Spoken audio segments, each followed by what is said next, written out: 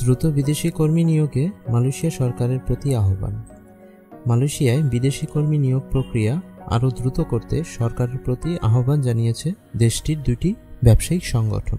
বৃহস্পতিবার 29 ডিসেম্বর পৃথক বিবৃতিতে এই আহ্বান জানায় মালয়েশিয়ার national chamber of commerce and industry এবং মালয়েশিয়ান বিল্ডার্স অ্যাসোসিয়েশনের মালয়েশিয়া। সংগঠন দুটি বলছে, শ্রমিক নিয়োগে ধীরগতির কারণে ব্যবসায়িক পুনরুদ্ধারে মারাত্মক আঘাত ঘটছে। এনসিসিআইএম সভাপতি সোহ থিয়ান লাই শ্রমিকদের কর্মদক্ষতা বাড়াতে এবং আবেদনের সময় কমিয়ে আনতে গুরুত্ব আরোপ করেন। তিনি একক অনলাইন প্রক্রিয়ার মাধ্যমে দ্রুত সময়ে কর্মী নিয়োগ প্রক্রিয়া ত্বরান্বিত করার আহ্বান জানান।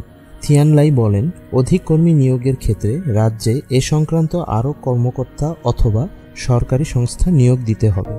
বিশেষ করে অভিবাসন বিভাগের সমন্বিত সমর্থন আরও বাড়াতে হবে।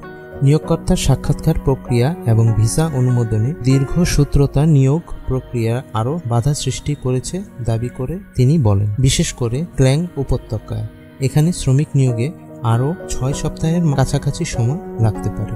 নিয়োগ কর্মকর্তারা বুঝতে পারছেন না কেন এত দীর্ঘ সময় লাগছে, যখন বেশিরভাগ তথ্য এরই মধ্যে অভিবাসন বিভাগের সিস্টেমে ছিল।